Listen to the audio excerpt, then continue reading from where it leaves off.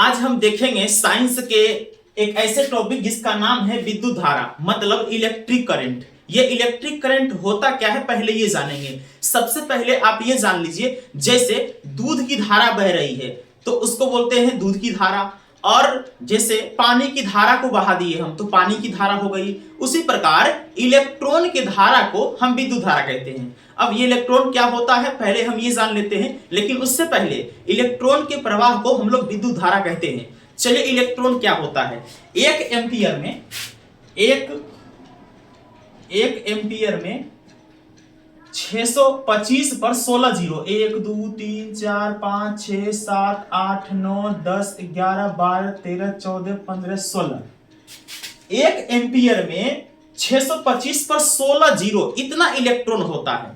इसलिए तो हम कहते हैं कि एक एम्पियर में 6.25 गुना 10 पर पावर -18 इलेक्ट्रॉन प्रति सेकेंड, -18 इलेक्ट्रॉन प्रति सेकेंड, यानी एक सेकेंड में 6.25 गुना 10 पर पावर -18 इलेक्ट्रॉन प्रवाह हो जाता है।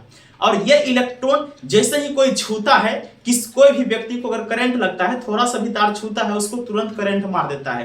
तभी तो बोलते हैं ना, लगे 440 वोल्ट का झटका छूने से तेरे। अब किसको छूने से लगता है वो आप लोग खुद समझदार हैं। तो चलिए, तो ये एक एम्पियर में इतना इलेक्ट्रॉन होता है और एक सेकेंड में 6.25 गुना 10 पर पावर -18 इलेक्ट्रॉन प्रति सेकेंड की रफ्तार से इलेक्ट्रॉन बहता है।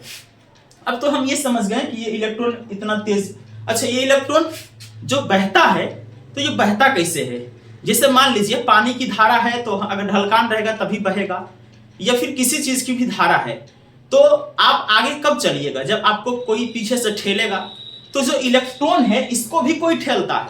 इसको कौन ठेलता है? वोल्टेज। कौन ठेलता है? वोल्टेज।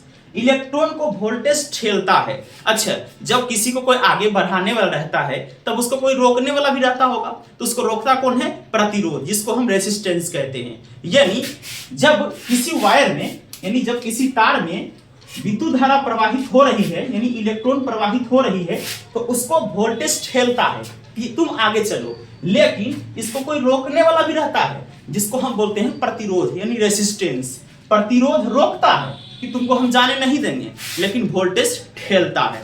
तो अब देखिए, अलग अलग तत्व की, अलग अलग पदार्थ का अलग अलग प्रतिरोध क्षमता होती है ये जानने की। जैसे कॉपर यानी Cu। कॉपर का तार थोड़ा अच्छा माना जाता है, इसलिए इसका रेजिस्टेंस कम होता है। लेकिन बहुत सारा चीज होता है, जैसे